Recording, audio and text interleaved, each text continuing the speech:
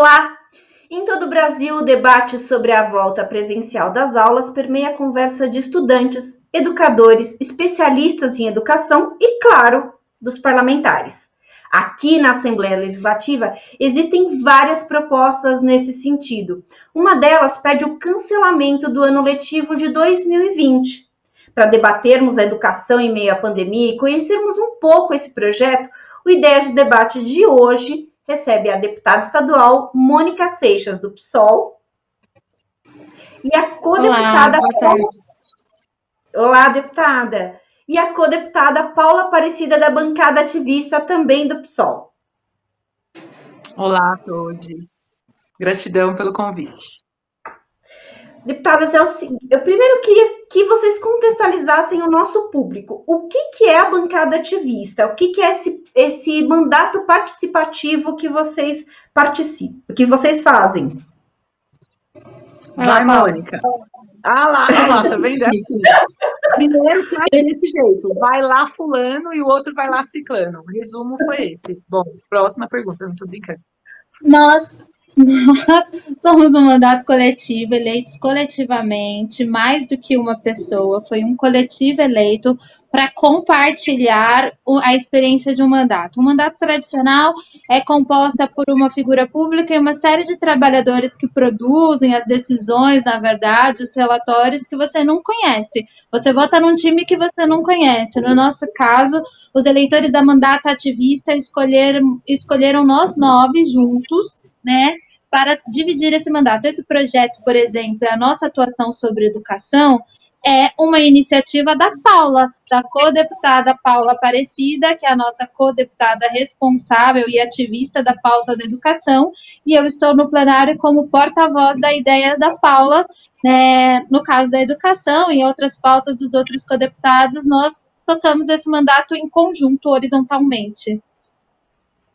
Deputadas, a bancada apresentou, então, o projeto 497 de 2020, que cancela o ano letivo de 2020. Na avaliação das senhoras, quais seriam as consequências da continuidade do ano letivo de 2020 no meio dessa pandemia, no meio dessa toda essa situação atípica que nós estamos vivendo? Eu acho que tem 2 tipos, né, de consequência para a gente pensar. Uma é a consequência na vida das pessoas, né? A gente ainda está num processo de escala geral de pandemia. A gente tem mais de 100 mil mortos no Brasil. Na própria cidade de São Paulo, no estado de São Paulo, a epidemia não está controlada. Os planos do governo de reabertura da escola, o próprio governo tem que passar para trás da sua própria palavra, tem que retroceder dos seus planos. Antes as escolas abririam no meio de julho, em agosto, né? Em setembro, agora em outubro, e não se sabe o que é possível garantir de escola aberta, ao mesmo tempo garantindo a segurança e a saúde das pessoas. A gente entende que a escola pública, como um serviço, como um aparelho do Estado, ela está majoritariamente nas regiões periféricas, nas regiões empobrecidas. E a gente sabe, quando você é pobre, preto, periférico, etc., está morando no interior do interior, você tem pior tudo, né? A gente tem o nutricídio, o pior acesso a uma alimentação de qualidade. Esse nutricídio está relacionado à diminuição da sua capacidade imunológica, do seu corpo reagir, né, naturalmente a doenças. Está relacionado a um aumento enorme de doenças degenerativas em pessoas mais velhas e em idosos. A gente tem a falta d'água, a falta de segurança, né, a violência policial.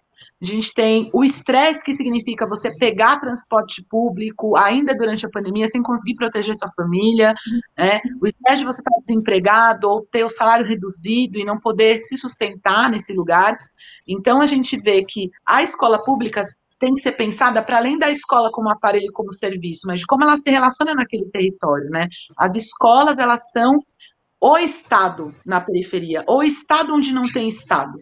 Onde não tem Estado, você tem escola.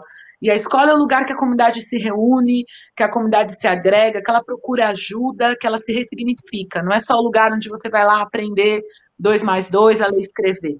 Né? Ela dá vida, ela reúne, ela agrega. Se a gente pensa nas periferias de São Paulo, você não tem espaço para nada, você não tem praça, você não tem parque.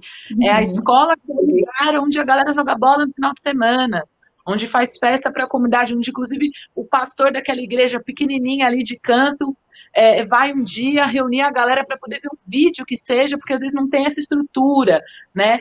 Então, acho que tem esse lugar de salvar vidas, de entender a especificidade da escola pública, e também tem um outro lugar, que é o lugar do papel da questão da aprendizagem e do dinheiro público, né, do serviço público prestado, e o Dória, o nosso governador, que se coloca na perspectiva de grande gestor, a gente está discutindo, é isso mesmo, grande gestor? Como é que gere a escola pública? Primeiro tem que entender o que ela precisa fazer, né? A gente precisa garantir a aprendizagem dos alunos? Ok, mas antes a gente precisa garantir a capacidade de aprendizagem.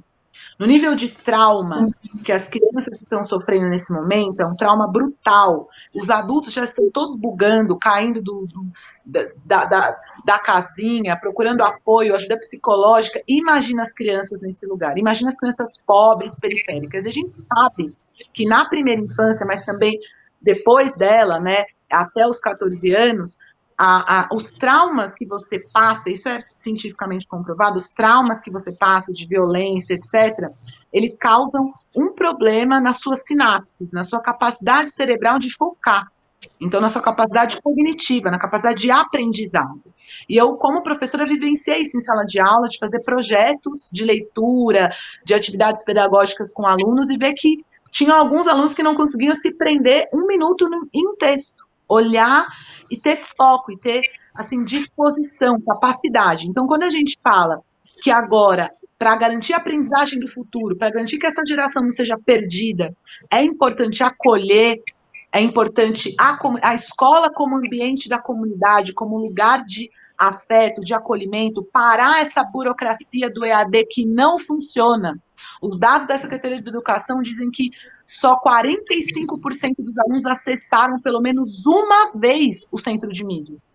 E o governo gastou quase 4 milhões de reais nesse centro de mídias. Então, para que você cria um sistema novo, no meio de uma pandemia, para garantir ensino à distância, que na prática hoje você percebe que 45% dos alunos acessaram isso? Se isso não é prova da incompetência absoluta do governo, o que mais a gente precisa? Então, por isso que eu separei em duas dimensões, a dimensão da vida e a dimensão da aprendizagem, garantir a aprendizagem e garantir que essas crianças possam aprender e sejam cuidadas agora.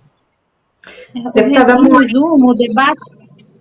Perdão, Melissa, mas em resumo, o debate que a gente está fazendo é sobre a proteção da vida dessas famílias, dessas crianças que estarão mais expostas. A flexibilização não pode gerar mais flexibilização, né? Os professores vão precisar de trabalhadores em casa para cuidar de seus próprios filhos ou enviarem os seus filhos à escola, mas também sobre o direito da criança e do adolescente. A criança e adolescente, como a Paula bem falou, já está pressionada por um país que está atirado à miséria, ao desemprego. A maioria que perdeu os seus avós, os seus idosos, também perderam a fonte de renda. É um debate que a Paula sempre traz aqui para a gente. Hoje, na estrutura da periferia, o avô e a avó aposentado é o arrimo de família, quem sustenta. A morte entre os idosos atira essas famílias à pobreza. Então, essas crianças estão atiradas a muita violência, a muita dor, estão enlutadas, estão empobrecidas. E, em contrapartida, o que o Estado oferece é mais dor e é mais sofrimento pela corrida desatada pelo ano letivo, por passar de ano, por passar no vestibular.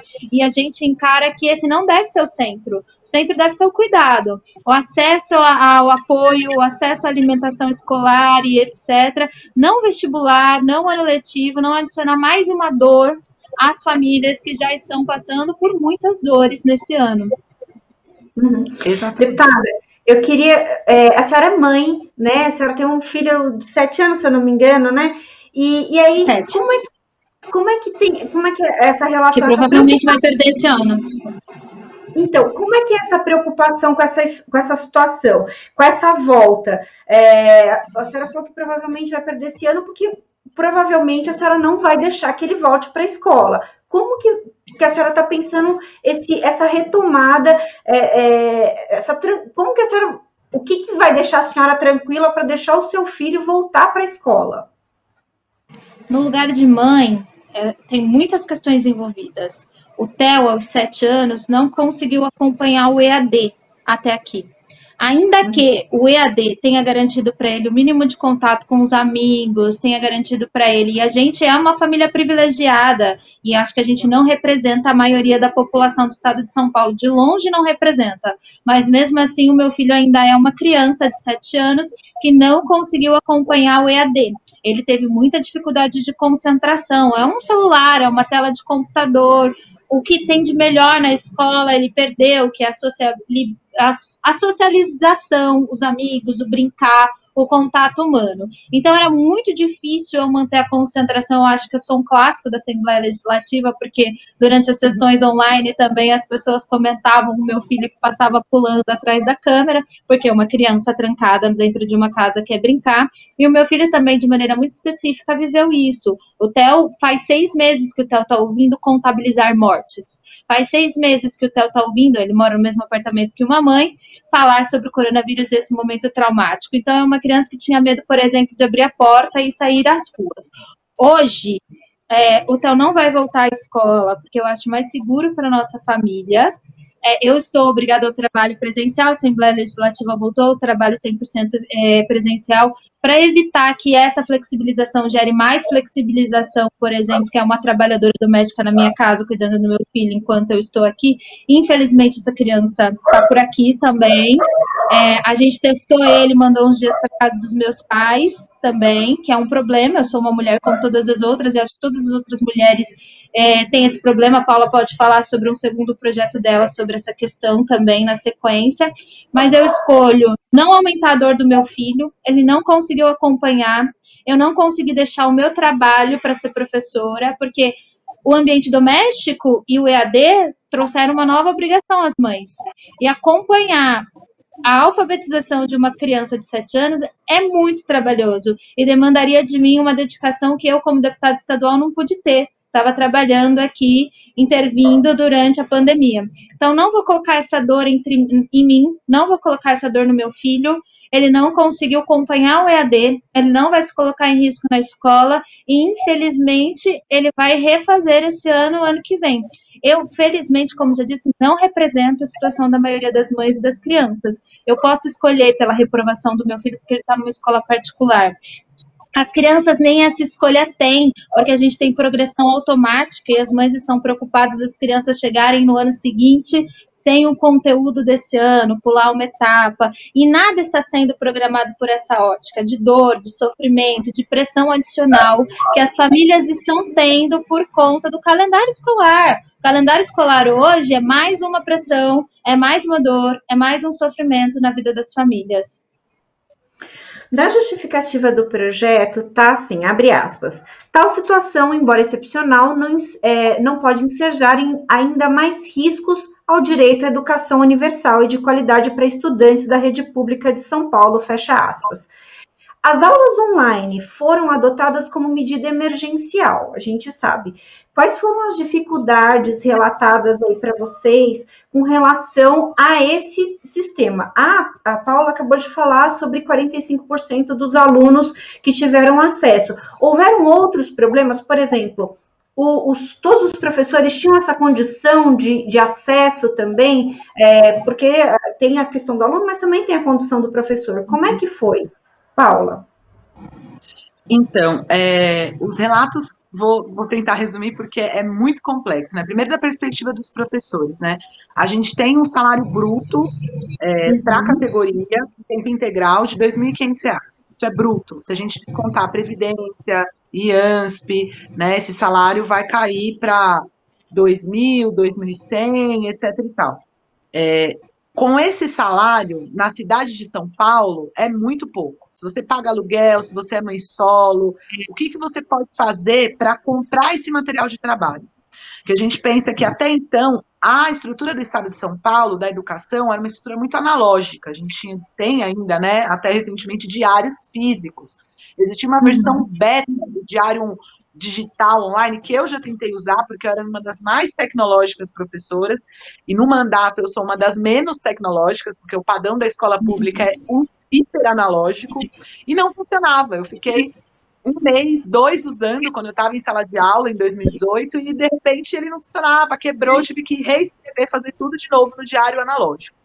Então, a categoria é, assim, não tem conhecimento de informática, de computador, não existe isso na formação para ser professor, e a formação continuada que o governo do estado de São Paulo fornece, ela é, assim, muito residual, e se o professor quiser esse conhecimento, ele tem que tirar do próprio salário, do próprio tempo, da dupla jornada, porque a gente é uma categoria que tem o privilégio, pela Constituição, de poder dobrar a jornada. Na prática, está escrito na Constituição que a gente pode dar mais de 65 aulas, hora-aula, né? A gente pode estar em contato com o aluno essa quantidade de tempo. Então, isso é precarização constitucional da nossa categoria. Que hora que você vai estudar, que hora que você vai preparar a aula, isso é majoritário entre professores. Então, é uma categoria que não tinha smartphone, que não tem, às vezes, um notebook, ou um notebook super antigo que você usa para uma outra pesquisa, usa a estrutura da escola para fazer pesquisa, às vezes chega mais cedo,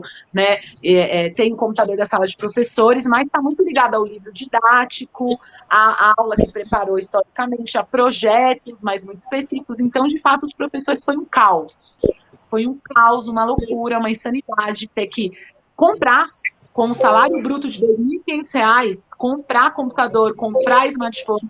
Muitos professores não conseguiam comprar porque o seu salário estava restrito, porque na sua família as outras pessoas perderam o emprego, não tinham como se organizar, né?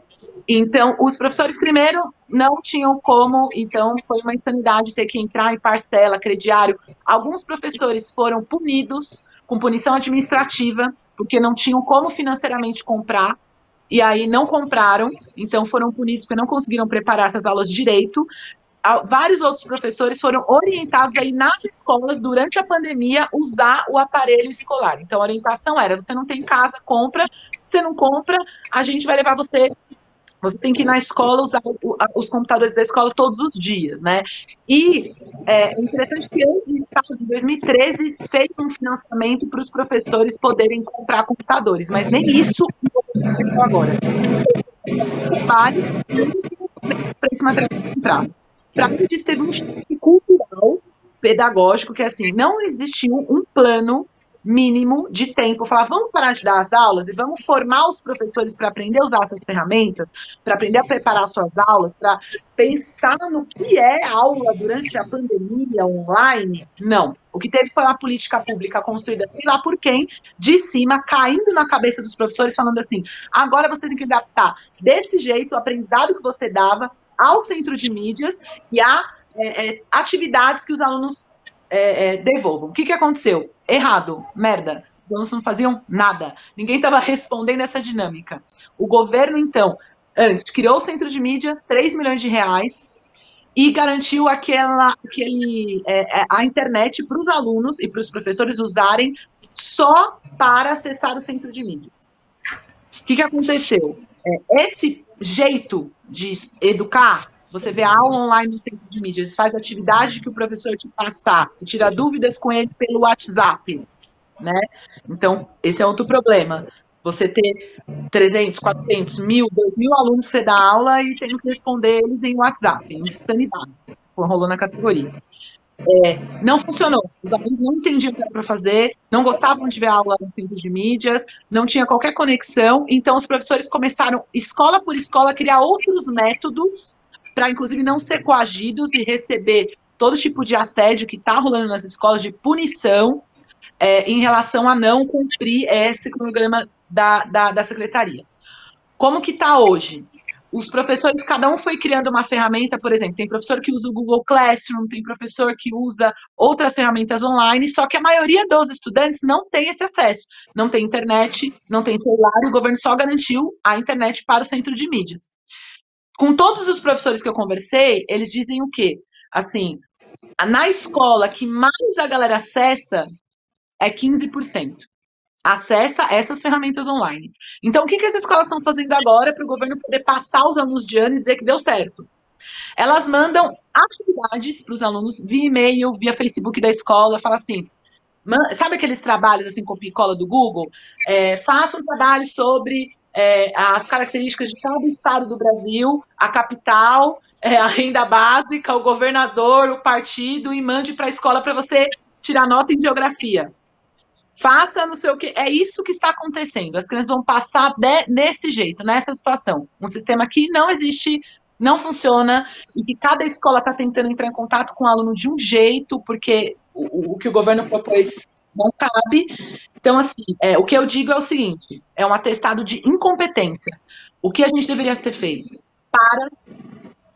Pensa em como fazer isso, pensa em acolher os alunos, pensa em atividades, como está no projeto de lei, atividades pedagógicas optativas, e pensa em criar esse ambiente escolar, mas da comunidade escolar, que seja gostoso, que seja divertido, que a escola agora pode ser um alívio, porque antes, talvez, a gente pudesse cobrar dos alunos, gente, vamos fazer lição, vamos fazer prova, vamos vestibular, ou isso, aquilo, mas não tem cabimento.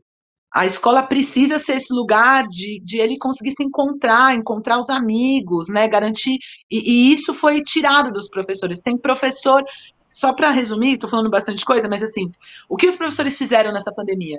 Quase todas as escolas que eu conheço, os professores se organizaram para garantir cesta básica para a comunidade, para garantir cesta básica para os terceirizados que foram demitidos, as tias da limpeza, as tias da faxina, que têm seus filhos na escola. Isso é comunidade. Escola pública é outra coisa. Não é escola particular, não é serviço. Os professores têm que trabalhar, dar o seu dinheiro para comprar o computador e para sustentar a sua comunidade vivendo na pobreza. Então, assim, existe espaço para isso. A escola já é isso. O governo poderia facilitar esse processo, garantir internet para os alunos, para os professores não ter esses 3 milhões jogados na lata do lixo do centro de mídias, e aí poder fazer com que a comunidade se agregasse, saber o que está acontecendo com cada criança, saber que os professores pudessem, sexto A, 35 alunos, tem comida, tem água, tem emprego, está sofrendo assédio, está sofrendo abuso. É isso que o professor tinha que fazer agora. Redução de danos, não criar uma estrutura que não existe de aprendizagem. E agora o que vai acontecer é isso. As crianças estão fingindo que estão entregando um trabalho para poder fingir que passa de ano, para o governo fingir que esse AD deu certo. Assim, para mim, a prova cabal de que o Dória é um incompetente e irresponsável que está acontecendo na educação pública em São Paulo. Deputada Mônica, o problema, a senhora avalia que o problema da retomada das aulas está na infraestrutura das escolas ou, por exemplo, na própria criança que é afetuosa, que gosta de abraçar, gosta de beijar, e não vai ter esse entendimento que não é o momento agora? A retomada está em tudo isso que você falou. O problema da retomada está em tudo isso que você falou. Além de diversos estudos que apontam que a única redução de danos que o Brasil teve diante da pandemia foi o fechamento das escolas. Se as escolas tivessem aberto, provavelmente a gente estaria no número dobrado e provavelmente a gente vai ter, com a reabertura das escolas, um aumento do número de mortes, não só entre adultos e idosos, mas também nas crianças, como a gente está vendo acontecer nos Estados Unidos. As escolas públicas no Brasil, elas são superlotadas, a gente não possui espaço físico para manter o mínimo de distanciamento social. Paula já falou que na infraestrutura sempre faltou itens de higiene, como papel higiênico, sabonete, e às vezes faltam até água.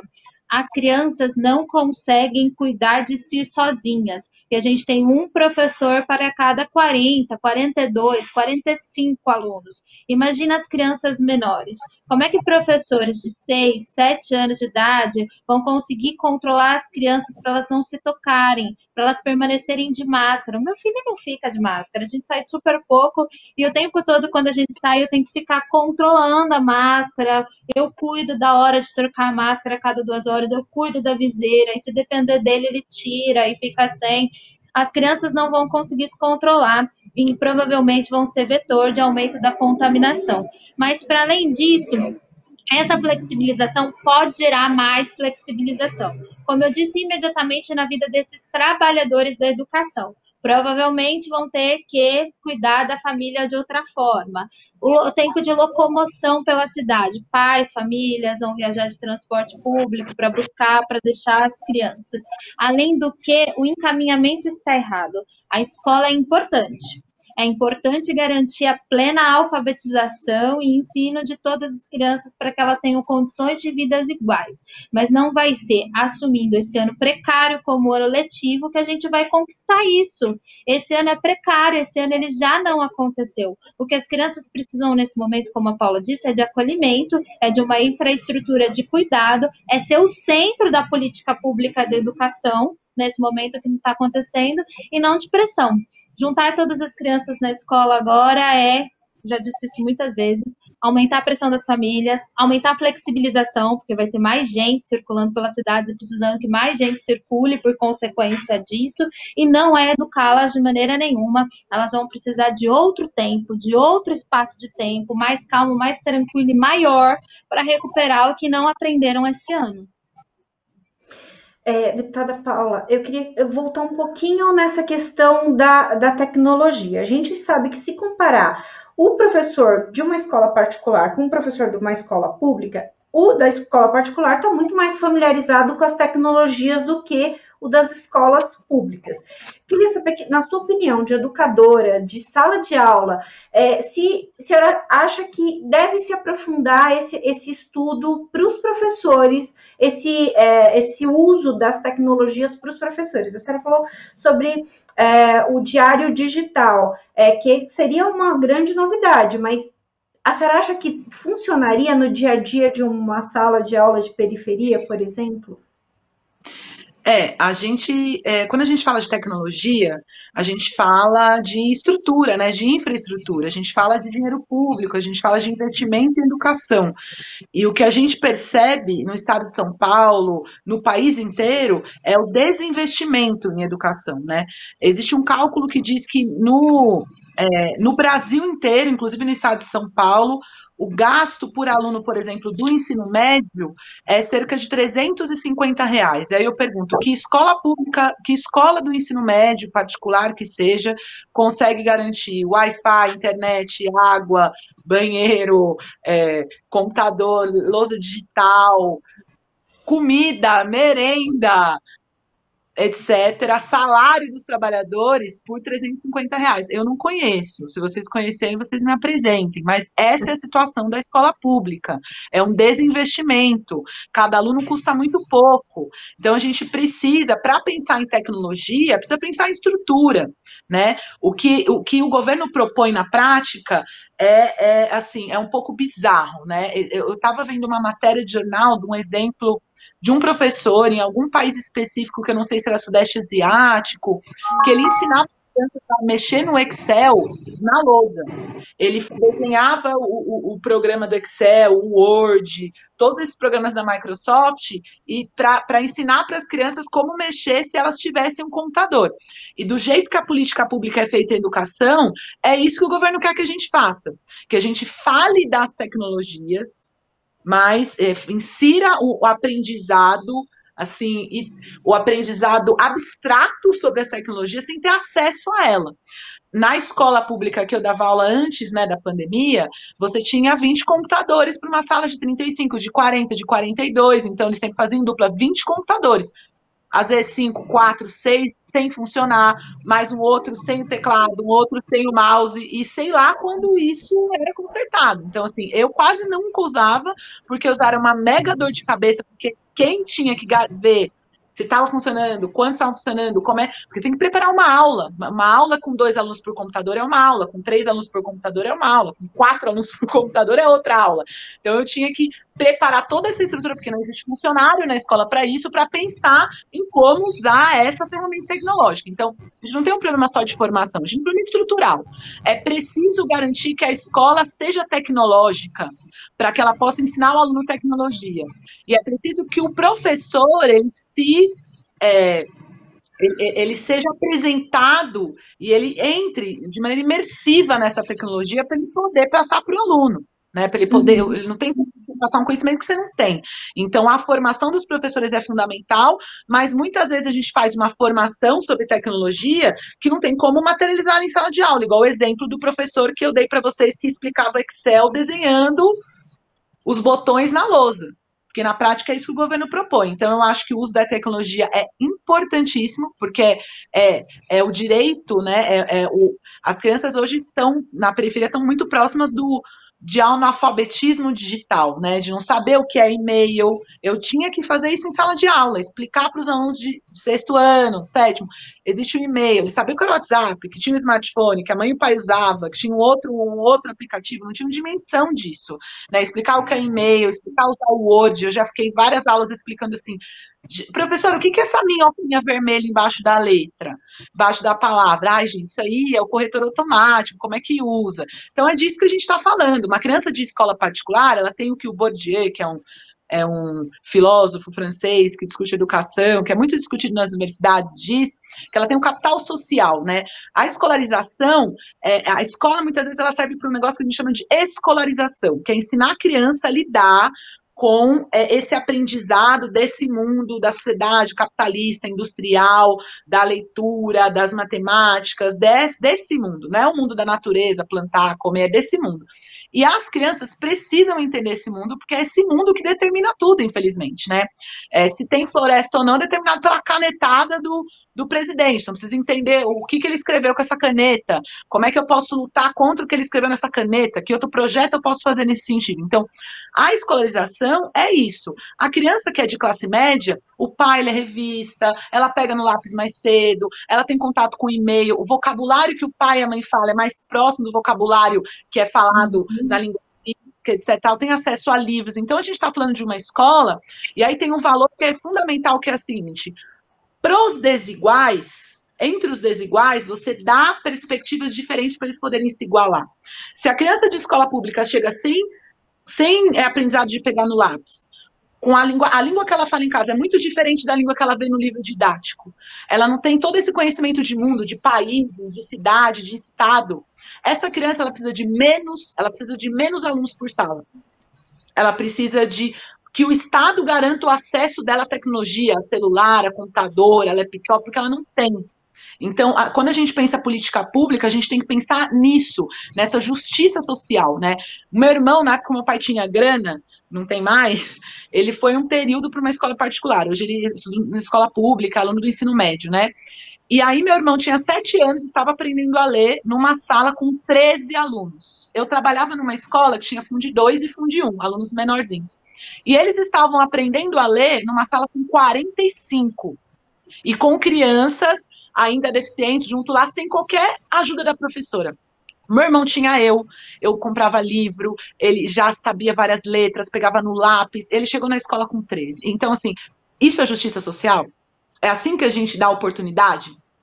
Não tem oportunidade, tem que ter estrutura, senão é falácia. Esse bando de métodos, de tecnologia, de projetos de educação sem estrutura é falácia. Deputada Mônica, a gente sabe que a questão da retomada das escolas é delicadíssima, talvez seja o ponto de maior discussão no mundo inteiro, esse é a retomada das aulas. A deputada, a professora Bebel, apresentou um projeto para criar protocolos na sala de aula, que a senhora também assinou esse projeto. A senhora acha que esses protocolos, obviamente que eles são importantes, mas a gente consegue que eles sejam implantados já nesse primeiro momento, nessa retomada? E eu digo mais, até para permanecer na escola pública, uma vez que, de uma forma ou de outra, a escola pública é um propagador de doenças e de vírus pela concentração de pessoas.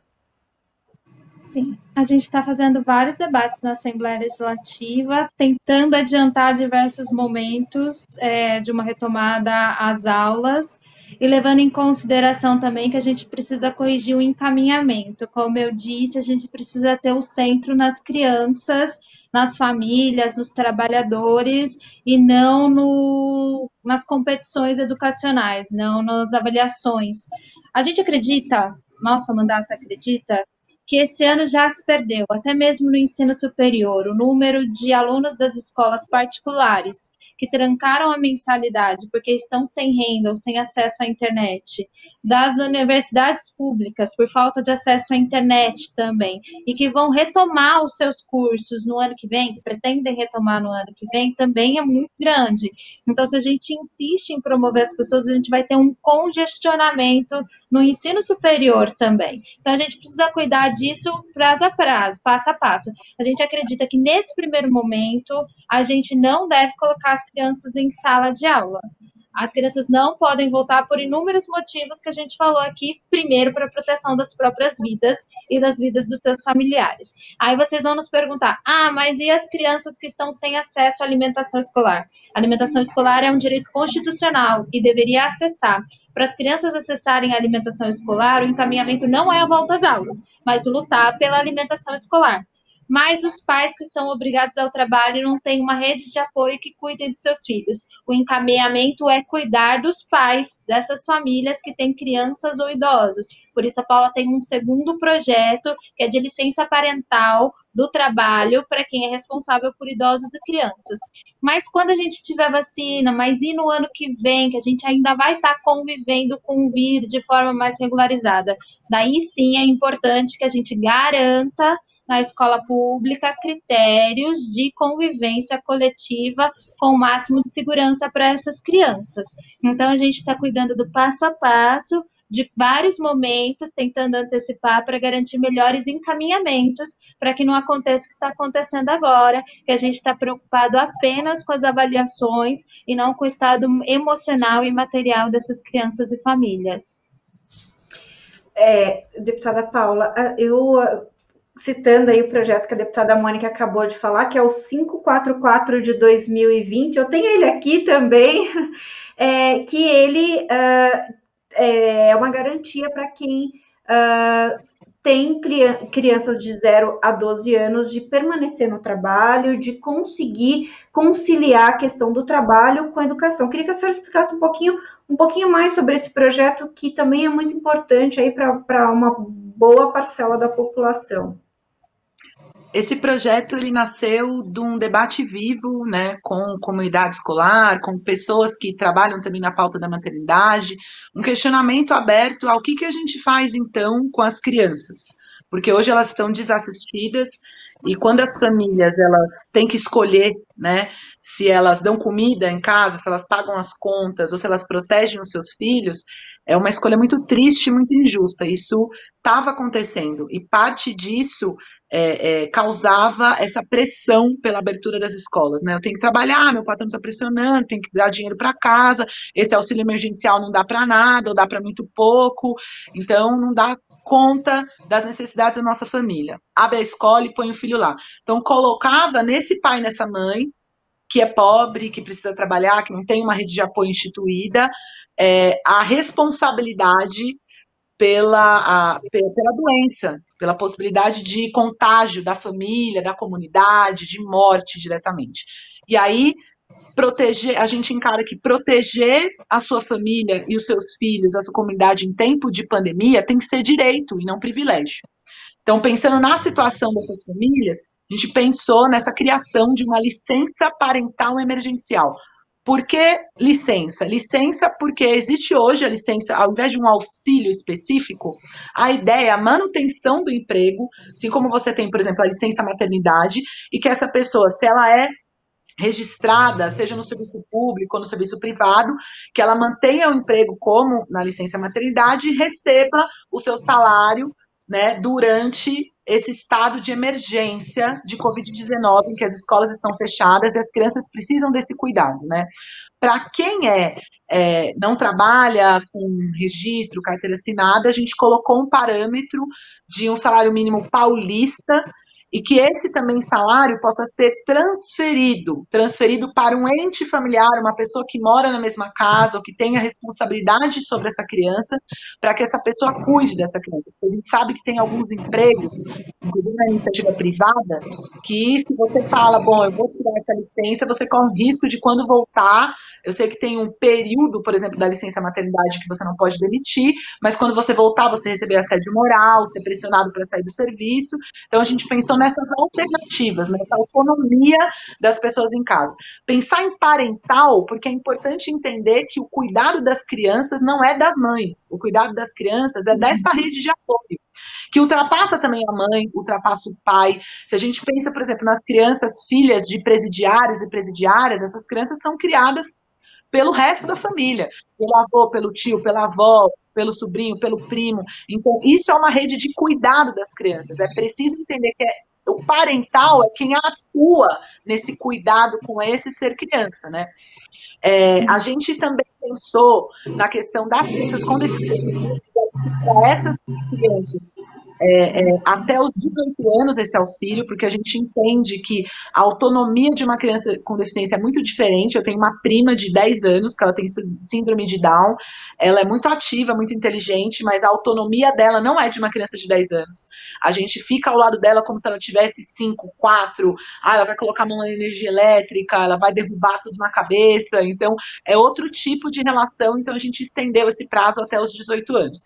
E a ideia também é um marco, é pensar em como a gente pode, nesse momento de pandemia, exigir coisas, porque eu acho que a gente está sendo desafiado a isso, né? Coisas que, quando a gente olha agora, a gente fala, bom, o Estado tem que proteger as pessoas, tem que garantir o direito à vida digna, né, à saúde mental, emocional e física. E antes a gente ignorava isso. E quando veio a pandemia, ela desestruturou todas as redes de apoio, toda a economia, tudo que a gente achava tão normal e natural, e aí a gente começa a perceber que o Estado precisa garantir isso e sempre. E a todo momento. Dá um exemplo muito interessante que é triste. Imagina se você, por exemplo, hoje no Brasil, você pare uma criança, né? Você é uma mulher e pare um filho, e você morre. A sua licença no parto ou logo depois, a sua licença maternidade é de 4 meses. A licença maternidade do cônjuge, seja homem, seja mulher, da pessoa que está te acompanhando nesse relacionamento para parir essa criança, se for homem, na verdade eu errei nesse caso, né? Se for homem é de 5 dias, uma semana. Essa criança vai ser cuidada por quem?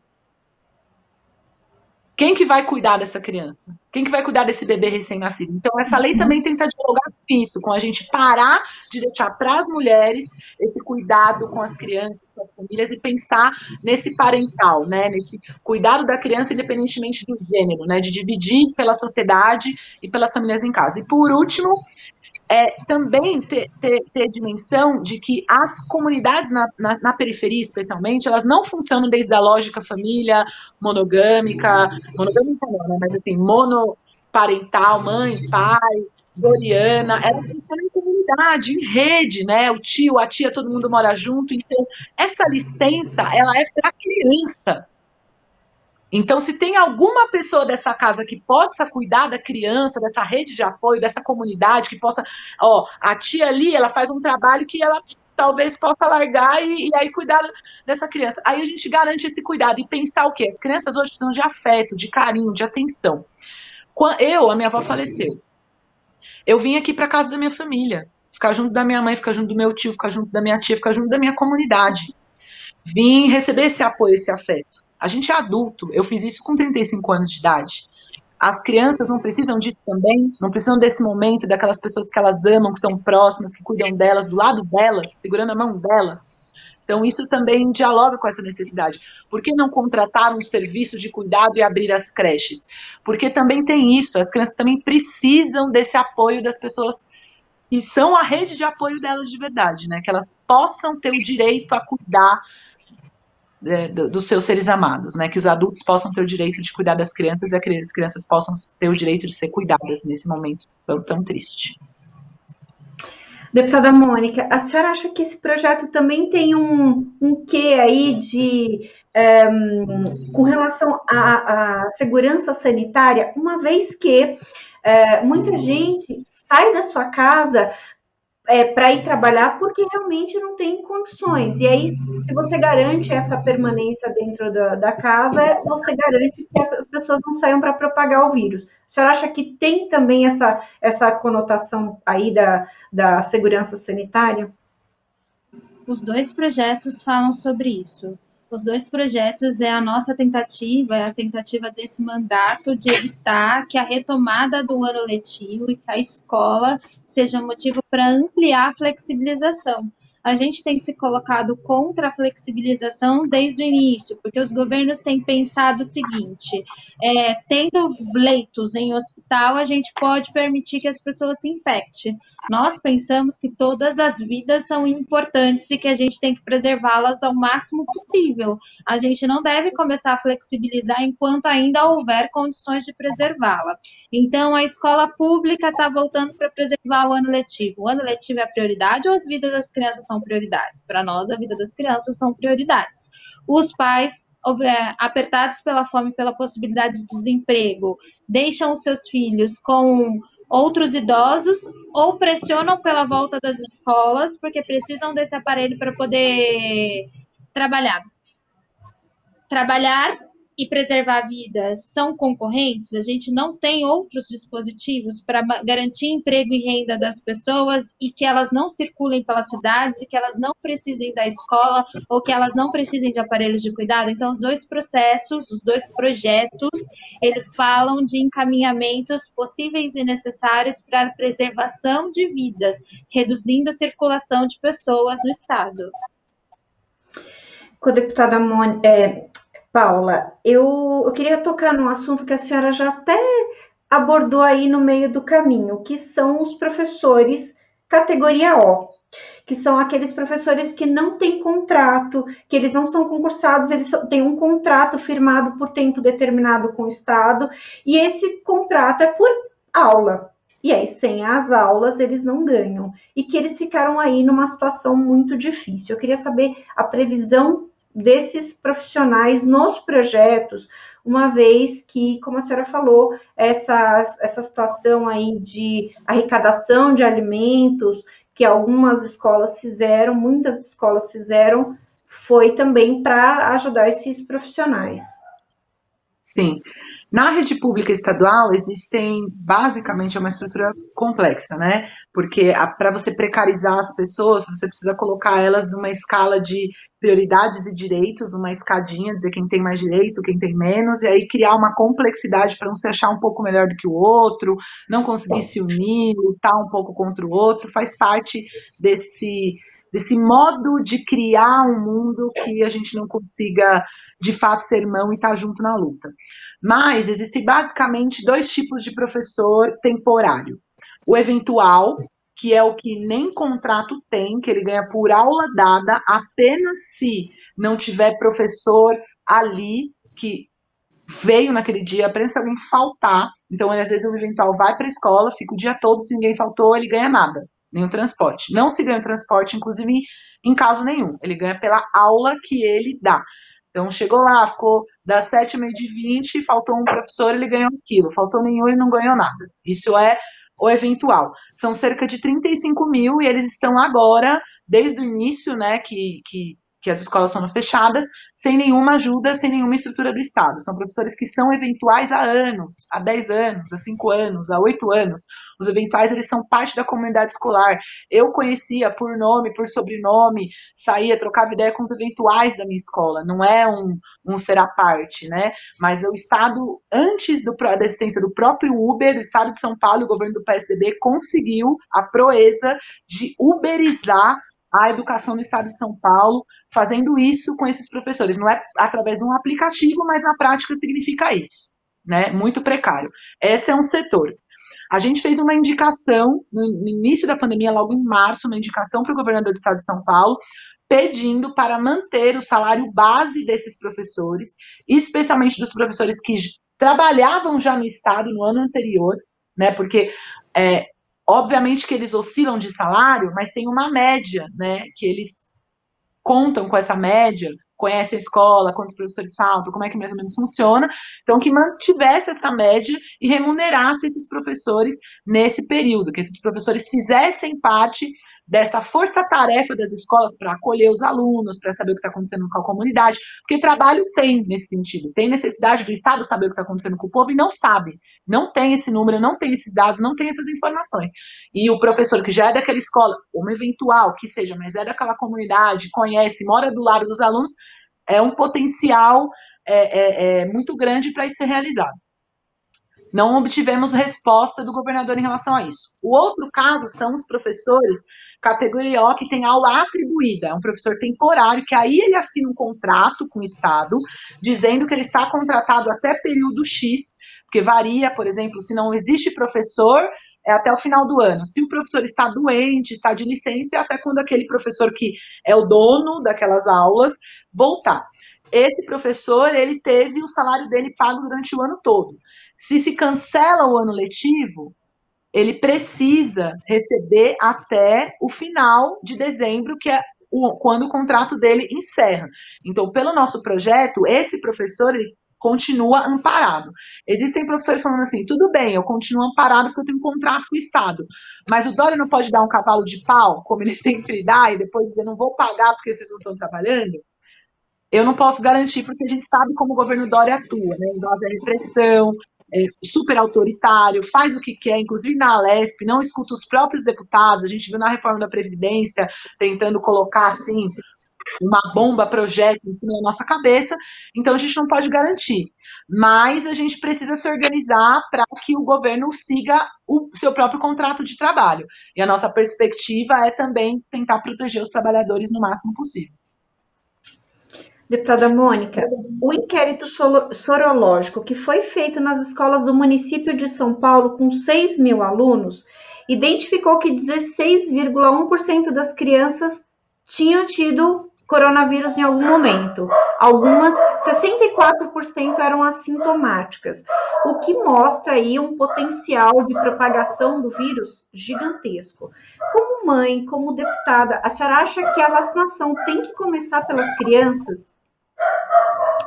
Eu acho que a vacinação tem que começar pelo maior grupo de risco, com certeza, mas as crianças envolvidas, porque elas passam por toda a família, né? Geralmente são cuidadas pelos adultos, pelos idosos e transitam entre as casas, porque hoje a gente está numa construção social que mães, pais, jovens, adolescentes trabalham, mas eu acho que esse estudo mostra mais do que nunca que as crianças são vetores de disseminação. E que as crianças também adoecem, né? Que nem a própria vida da criança está salvo diante de tal letalidade. Até que a vacina seja total e até que as pessoas possam estar a salvos, a gente precisa continuar insistindo em diminuir a circulação das pessoas pelo estado e pelas cidades. Deputadas, a gente está chegando ao final da nossa conversa, dessa conversa super proveitosa. Eu queria que vocês, a gente tem aí 8 minutos, eu queria que vocês fizessem as considerações finais. Eu até antecipei um pouco essas considerações finais, porque eu acho que o tema é tão importante, é tão valioso para tanta gente que está lá do outro lado, que aí eu gostaria que vocês fizessem essas considerações finais. Deputada Paula, por favor.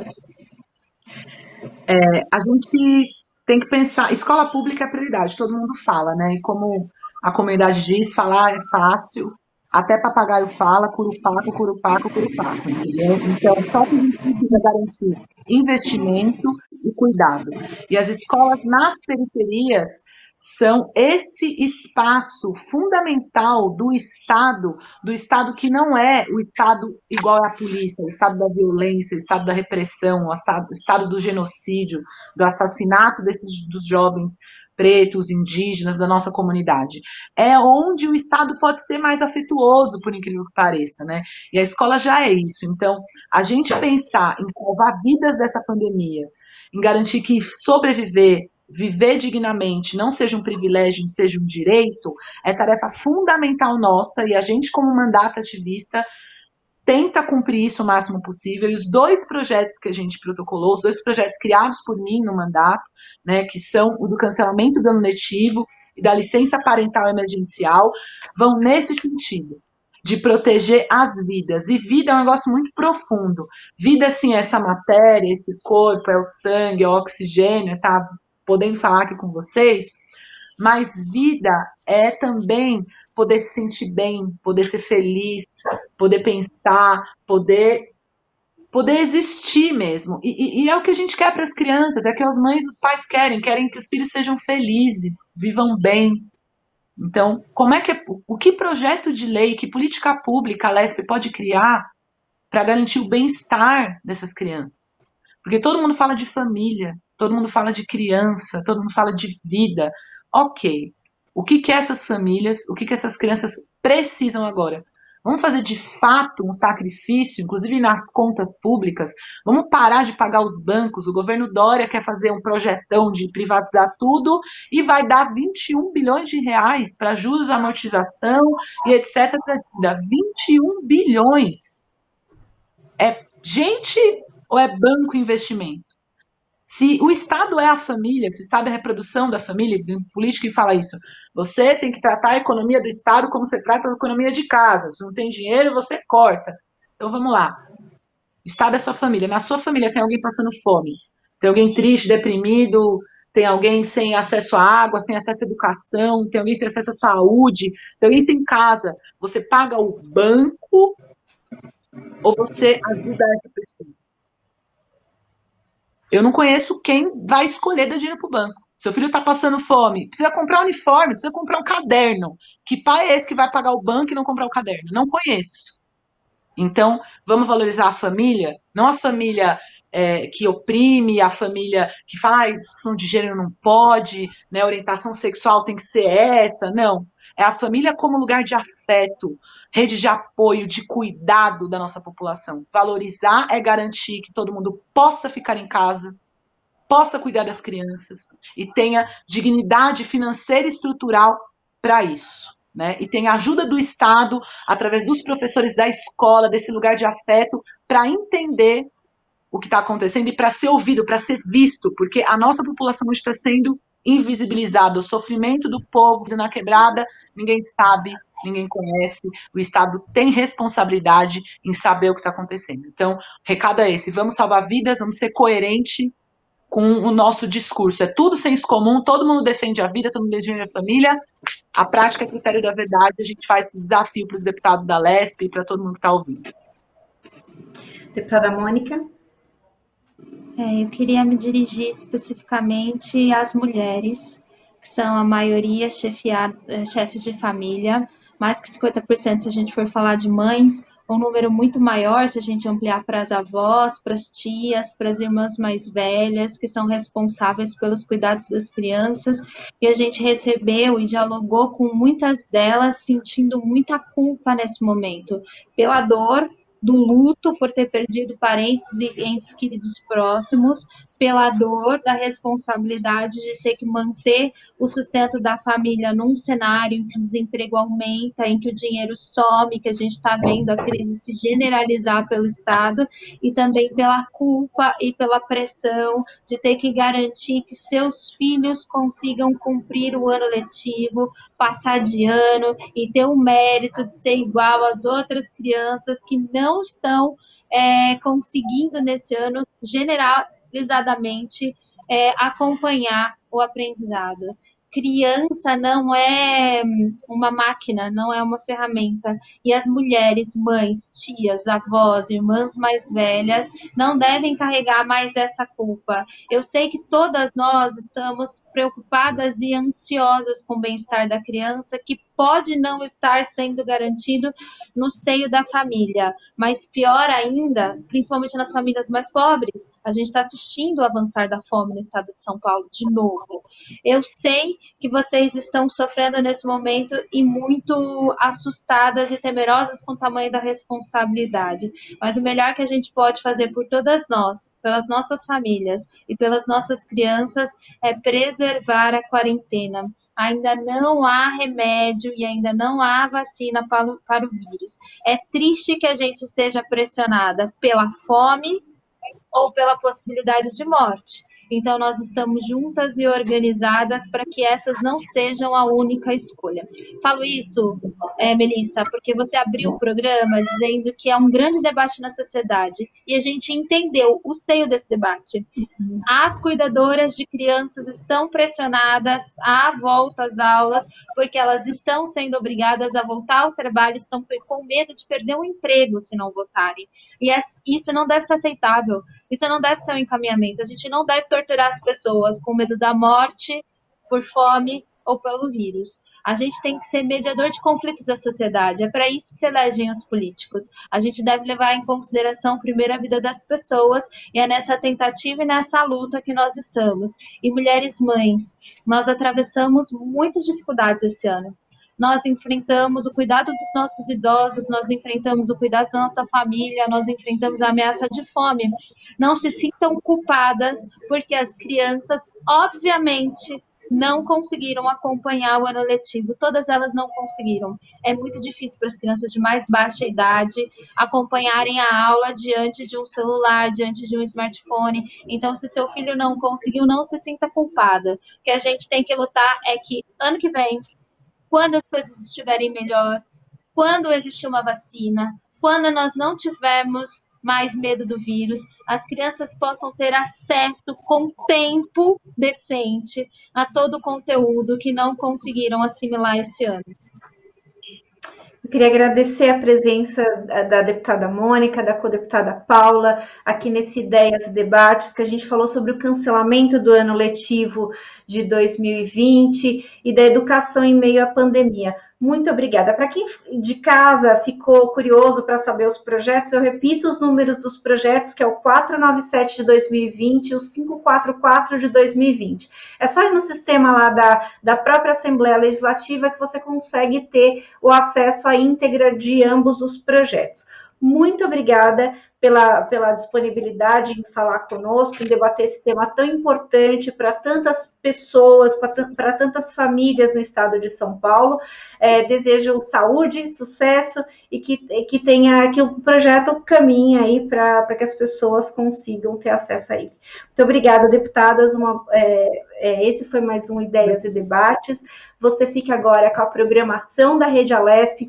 Você pode rever esse programa aqui e outros programas da Rede Alesp nas nossas redes sociais. Muito obrigada e até mais.